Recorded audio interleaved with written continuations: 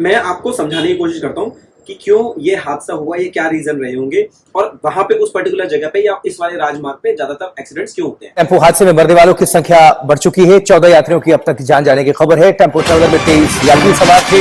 ये लोग दिल्ली उत्तराखंड घूमने के लिए गए थे, लेकिन बद्रीनाथ के रास्ते पर उनकी गाड़ी हादसे का शिकार हो गई। हेलो दोस्तों, स्वागत है आपका नई वीडियो में। आज का जो वीडियो वो है उत्तराखंड के हुए हादसे के बारे में, जिसमें आपने देखा होगा कि एक टेम्पो ट्रैवलर था जिसमें 26 लोग सवार थे और वो जो है रुद्रप्रयाग के पास नदी में जाके गिरा है, जिसमें 10 लोगों की ऑन द स्पॉट मृत्यु हो गई थी और बाकी 6 लोगों ने बाद में दम तोड़ दिया अस्पताल में और बाकी के 10 लोग जो है वो सीरियसली इंजर्ड। तो सबसे पहले तो मैं उनकी आत्मा को शांति प्रदान करे। जो मृतक लोग हैं, ईश्वर उनकी आत्मा को शांति प्रदान करे। जो लोग इंजर्ड हैं उनकी जल्दी स्वस्थ होने की प्रार्थना मैं करता हूँ ईश्वर से। आज मैं डिस्कस करूंगा कि उत्तराखंड के अंदर या किसी भी पहाड़ी क्षेत्र में इतने एक्सीडेंट्स क्यों हो रहे हैं। देखो, मैं कोई एक्सपर्ट नहीं हूं, बट मैं इस रोड को बहुत अच्छे से जानता हूं। ये केदारनाथ बद्रीनाथ जाने वाला रोड है और मेरा जो गांव है वो इसी रोड से पड़ता है। मेरा गांव यहाँ से मात्र 20 से 25 किलोमीटर दूर है और रुद्रप्रयाग जो है वो हमारा डिस्ट्रिक्ट है। मतलब हमारा जो मेन मार्केट है, सबसे बड़ा मार्केट, वो रुद्रप्रयाग ही है। तो इसीलिए मैं इस रोड को बहुत अच्छे से जानता हूं और इस रोड पे मैं कई बार गया हूं। जो ये जगह है जहां से ये जो गांव है रतौली गांव, जिस जगह से ये टेम्पो ट्रैवलर नीचे गिरा है, उस गांव के पास भी मेरे एक भाई हैं, उनका रिजॉर्ट है। तो अभी कुछ टाइम पहले ही मैं वहां पे गया था और इस रिजॉर्ट में हम लोग वहां पे रुके हुए थे। तो हम लोगों ने काफी 2-4 घंटे वहां पे स्पेंड किए। तो उसी के जस्ट पास ही ये हादसा हुआ है। मैं आपको बता देता हूँ एक बार समझाने के लिए। अगर आप केदारनाथ या बद्रीनाथ की तरफ जाते हैं तो जब आप रुद्रप्रयाग की तरफ जाएंगे श्रीनगर से, तो बाईपास आता है। बाईपास मतलब अगर आपको केदारनाथ जाना है तो आप उस बाईपास से लेफ्ट लेके केदारनाथ वाले रूट पे जा सकते हैं डायरेक्ट, और अगर आपको बद्रीनाथ जाना है तो आप सीधा जाएंगे रुद्रप्रयाग मार्केट होते हुए, फिर आप बद्रीनाथ वाले रूट पे जाएंगे। तो ये जो जगह है वो रतौली है। रतौली जो गांव है वो जो बाईपास है उससे थोड़ी सी ही दूरी पर है, मतलब आधा किलोमीटर के आसपास दूरी होगी। इससे थोड़ा सा पहले एक पेट्रोल पंप भी है जो रतौली के ही अंदर आता है। तो पेट्रोल पंप रुद्रप्रयाग से पहले ही जो पेट्रोल पंप पड़ता है वो भी यहाँ पे पड़ता है। चलो बात करते हैं कि क्यों हुआ ये हादसा। देखो, सबसे पहले आपको समझना होगा कि जो रोड है वो खराब नहीं था। रोड जो है काफी चौड़ा है, वहां पे काफी स्पीड में गाड़ियां निकलती हैं। काफी ऐसा नहीं है कि छोटा या नैरो रोड हो, जैसा कि मेरे गांव रुद्रप्रयाग के बाद जब हम आगे गांव की तरफ जाते हैं तो यहाँ पे आप देख सकते हो कि ये जो रोड है काफी ज्यादा पतला रोड है हमारे गाँव के लिए। तो यहाँ पे अगर हादसा होता है तो फिर भी समझ में आता है कि रोड खराब था या काफी संकरा रोड था, तो इस वजह से हादसा हुआ। बट ऐसा कोई इस केस में ऐसा सिनेरियो नहीं था, क्योंकि काफी अच्छा रोड है और काफी चौड़ा रोड है और गाड़ियां आराम से 70 की 80 की स्पीड में आराम से निकल जाती हैं। तो मैं आपको समझाने की कोशिश करता हूँ कि क्यों ये हादसा हुआ, ये क्या रीजन रहे होंगे और वहां पे उस पर्टिकुलर जगह पे या इस वाले राजमार्ग पे ज्यादातर एक्सीडेंट्स क्यों होते हैं। तो सबसे पहले आपको समझना होगा 4 टाइप के ड्राइवर्स हैं जो इन रोड पे निकलते हैं। सबसे पहला ड्राइवर जो वहां का बिल्कुल लोकल है, जो यूके 13 नंबर गाड़ियां लेके चलते हैं, जो बिल्कुल वहां के रोड है, जो रोज उन रोडों पे चलते हैं। तो उनको एक एक बेंड, स्पीड, कर्व कैसे निकलना है वो सारी चीजें उनको पता है। कितनी स्पीड मेंटेन करनी है, कब करनी है, कहाँ करनी है, किस स्पीड पे कितना बेंड लेना है, कितना मोड़ पे कितना कट लेना है, वो सारी चीजें उनको पता है। तो वो यूज टू है, तो उनके लिए तो काफी ईजी है। अब क्या होता है कि वो जो लोकल वहां की गाड़ियां होती है वो काफी तेज चलती है, क्योंकि भाई उनका रोज का आना जाना है, तो वो फेमिलियर है उस रोड के लिए। फिर दूसरे टाइप के ड्राइवर होते हैं जो उस रोड पे रोज वहां के तो नहीं है बट वहीं के हैं, बट रोड चलते हैं। For example taxi driver. तो एक ड्राइवर वो है जो वैसे भी सवारी लेके जा रहा है और स्पेशली सीजन के टाइम पे सवारी लेके और भी ज्यादा फ्रीक्वेंट जा रहा है, तो उसके लिए भी रोड जो है वो काफी फेमिलियर है। रोड के बारे में उसको पता है कि भाई कहाँ पे कौन सा कट है, कितना स्पीड मेंटेन करनी है, कैसे मेंटेन करनी है। तो ये दोनों टाइप के ड्राइवर जो है वो अच्छी स्पीड मेंटेन करते हैं वहां पे, उससे कोई प्रॉब्लम नहीं आती। तीसरे टाइप के ड्राइवर जो है मेरी तरह, अब मेरा गांव वहां पड़ता है तो ऑलमोस्ट हर महीने या हर दूसरे तीसरे महीने में वहां जाता रहता हूँ। तो मेरे लिए भी वो काफी फेमिलियर है। तो जैसे कई बार क्या होता है कि मैं भी काफी अच्छी खासी स्पीड मेंटेन कर लेता हूँ रोड पे, तो क्योंकि मुझे भी अब आदत हो गई है। फिर फोर्थ टाइप का ड्राइवर जो है वो है नया ड्राइवर, जो पहली बार या दूसरी तीसरी बार उन रोड्स पे लेके जा रहा है। जब मैं इनिशियली स्टार्ट किया था गाड़ी ले जाना और रोड काफी अच्छा था, जब आप रोड अच्छा देख के तेज चलाते हो गाड़ी को, ये नेचुरल सी बात है। जब अच्छा रोड होता है, सीधा रोड होता है, साफ रोड होता है, तो गाड़ी ऑटोमेटिकली स्पीड बढ़ जाती है, क्योंकि आपका कॉन्फिडेंस बढ़ता है। लेकिन पहाड़ों में क्या होता है, जब आप 70-80 की स्पीड मेंटेन कर रहे हो ना, तो जो कर्व्स और मोड़ है ना वो काफी शार्प है कहीं कहीं पे, तो उस वो ना आइडिया आपको नहीं है।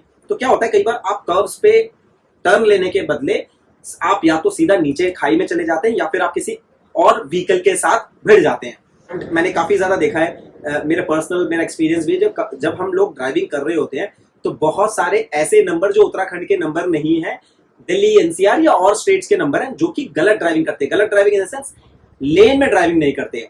अब अगर मान लो कट है, अब कट में आपको दिख तो रहा नहीं है, लेकिन आप अगर अपनी लाइन में ड्राइविंग करोगे तो आपको दिखेगा भी नहीं, तो दोनों गाड़ियां जो है वो यूं निकल जाएंगी। लेकिन जो आउट ऑफ उत्तराखंड वाली गाड़ियां होती है, दिल्ली एनसीआर की कुछ गाड़ियां, ज्यादातर लोगों को तो आइडिया है, बट कुछ गाड़ियां क्या होती है वो गलत लेन में आती है, मतलब जो आपकी लेन नहीं है और दूसरी लाइन में चली जाती है, स्पेशली कर्व्स पे आपने देखा होगा। तो उस रीजन की वजह से भी काफी ज्यादा एक्सीडेंट्स वहां पे होते हैं। ठीक है। दूसरा, ओवर कॉन्फिडेंस। ओवर कॉन्फिडेंस का मतलब क्या है कि मान लो भाई मैं लोकल हूं वहां का, या लोकल ड्राइवर मैंने देखा कि वो तेज भगा रहे हैं, तो मैं भी उनको देख के तेज भगाता हूं। अब उनको तो आइडिया है बट मुझे आइडिया नहीं है। ओवर कॉन्फिडेंस के चक्कर में कभी कभी एक्सीडेंट्स हो जाते हैं। फिर तीसरा पॉइंट, ये मेरे साथ भी होता है कई बार, बट मैं इसमें प्रिकॉशन लेता हूं। अब दिल्ली से बद्रीनाथ केदारनाथ का रास्ता जो है बहुत लंबा है। जैसे मैं आपकी अपनी बात करूं तो मैं अगर दिल्ली से चलता हूं अपने घर से, और मेरे को मेरे गांव तक पहुंचने के लिए 8 से 9 घंटे नॉर्मली रात में लग जाते हैं जब ट्रैफिक नहीं होता है, और दिन की अगर बात करूं तो 10 से 11 घंटे लग जाते हैं। अब इतनी लंबी अगर आप ड्राइविंग कर रहे हो, स्पेशली जब आपने रात से स्टार्ट करी है, तो भाई नींद आने लग जाती है। तो स्पेशली एक वो वाला टाइम 7-8 बजे वाला जब टाइम होता है ना, तो उस टाइम पे ना बहुत नींद हावी होती है। कई बार मेरे साथ भी होता है कि रात में मुझे नींद आती है, तो मैं क्या करता हूँ, कहीं भी साइड में गाड़ी रोकता हूँ, किसी भी हाईवे वगैरह के पास, सॉरी किसी भी ढाबे के पास मैं गाड़ी रोकता हूँ, और मैं वहां पे 1 घंटा 2 घंटा अपनी पावर नैप लेता हूँ या सो जाता हूँ। चाहे मेरी फैमिली मेरे साथ हो, चाहे मैं अकेला हूँ, मैं भाई सो जाता हूँ। फिर 1-2 घंटे की नींद लेने के बाद फिर मैं अपने सफर को दोबारा स्टार्ट करता हूँ। तो ये लोग क्या करते हैं, जनरली जल्दी पहुंचने के चक्कर में एक तो तेज चलाते हैं, दूसरा अगर नींद भी आ रही होगी ना, झपकी भी आ रही होगी नींद की, तो कंटिन्यूअसली चलाते रहते हैं। उसमें क्या होता है, झपकी लग जाती है, जो कि इस केस में जनरली सुनने में आ रहा है कि जो ड्राइवर है उसको झपकी लग गई थी, और झपकी लगने की वजह से उसको रोड, ऑफ कोर्स अब झपकी अगर लग गई है तो फिर वो सीधा नीचे नदी में जाके रहा। नींद आने की वजह से भी लोग क्या करते हैं, ओवर कॉन्फिडेंस में अगेन कि नहीं चलो जल्दी पहुंचने वाले हैं, रुद्रप्रयाग थोड़ी दूरी रह गया है, 15 मिनट 10 मिनट की बात है, चलो पहुंच जाते हैं। भाई कभी भी रिस्क नहीं लेना चाहिए। अगर मान लो आप प्लेन में झपकी आती है तो किसी की गाड़ी से लड़ोगे, मतलब किसी की गाड़ी में मारोगे, या कहीं नॉर्मली आप एक्सीडेंट ही मारोगे। पहाड़ों के अंदर अगर झपकी आएगी तो भाई जो ये हादसा हुआ कि डायरेक्ट पहाड़ से नीचे चले गए, तो ये कभी नहीं करना चाहिए। मैं कह रहा हूं, जैसे ही आपको लगे कि आपको नींद आ रही है, भाई रुक जाओ, स्टॉप ले लो, बाहर निकल जाओ गाड़ी से और वॉक करो। आपको लगता है कि आप सही फील कर रहे हो तो कंटिन्यू करो, अदरवाइज सो जाओ। भाई आपकी जान से प्यारा कुछ भी नहीं है। आपको लग रहा है कि नहीं मैं तो पहले पहुंच जाऊंगा, फिर मैं पैसे बना लूंगा, मेरे को इतना कमिटमेंट मैंने किया हुआ है कि 1 दिन में आपको पहुंचाना है, 2 दिन में आपको पहुंचाना है, 3 दिन 5 दिन में आपको पूरा टूर कराना है, तो भाई ये रिस्क लेने की जरूरत नहीं है बिल्कुल भी, क्योंकि आपकी जान से ज्यादा इंपॉर्टेंट कुछ भी नहीं है। तो ये मेरे साथ भी कई बार होता है कि झपकी जैसी आती है, मैं सोने लग जाता हूँ। दूसरा पॉइंट, एक बार अभी मैं रिसेंटली अभी गाँव गया था, तो रात के टाइम पे ना काफी, मतलब सुबह की बात है, 3-4 बजे की बात है, बहुत ज्यादा कोहरा था। अब जनरली जब प्लेन होता है ना, तो मैं किसी ना किसी बड़ी गाड़ी के पीछे आराम से इंडिकेटर चला के 20-30 की स्पीड जहां तक मुझे दिखाई दे रहा है, या फिर अगर कोई बड़ी गाड़ी नहीं भी है तो भी मैं नॉर्मली स्पीड मेंटेन करके जितना दूर तक मुझे दिख रहा है मैं अपना चलाता रहता हूँ। लेकिन जब विजिबिलिटी 0 हो जाती है, ये बिल्कुल नहीं दिखाई देता, तो मैं भाई किसी ढाबे वाबे में लगा के सो जाता हूँ। ऐसा नहीं कि बीच रोड में कहीं पे भी लगा दी, अपना ढाबे में किसी भी ढाबे की तरफ को रोका गाड़ी और सो गए। पहाड़ में अगर आपको ऐसा मिलेगा ना, तो पहली बात तो आपको इतना फ्रीक्वेंट ट्रैफिक नहीं मिलेगा जिसके पीछे आप लगा सको। दूसरी बात, मान लो आपकी विजिबिलिटी, पहाड़ है भाई, स्ट्रीट लाइट भी नहीं है, तो हल्का सा भी अगर मतलब चूके ना, तो सीधा नीचे जाओगे, बचने का कोई चांस नहीं है। प्लेन में तो अगेन वही है कि भाई अगर आप जाओगे भी तो किसी चीज से टकराओगे, या तो गाड़ी से टकराओगे, या पोल से टकराओगे, या किसी भी चीज से टकराओगे। पहाड़ में तो टकराने के लिए कुछ है नहीं भाई। राइट हैंड साइड या लेफ्ट हैंड साइड में अगर पहाड़ है एक तरफ भी, तो दूसरी साइड तो खाई है। अगर आप टकराओगे भी अगर पहाड़ वाली साइड, तो भी गाड़ी मुड़ के दूसरी साइड ही जाएगी। तो रिस्क नहीं लेना चाहिए, क्योंकि रिसेंटली मेरे साथ हुआ था, मैं पहाड़ पे जा रहा था, बहुत ज्यादा कोहरा था, और उस कोहरे की वजह से भाई मैंने बिल्कुल भी रिस्क नहीं लिया। जैसे ही कोहरा आया, मैंने तुरंत ही साइड में एक ढाबा था, मैंने वहां रोकी और मैं सो गया। जब उजाला हुआ, कोहरा छटा, उसके बाद मैंने अपनी जर्नी स्टार्ट करी। अब चाहे मेरे को इस जर्नी में 10 घंटे लगे, 15 घंटे लगे, उससे फर्क नहीं पड़ता भाई। जर्नी तभी फिनिश होगी जब आप सही सलामत पहुंच जाओगे।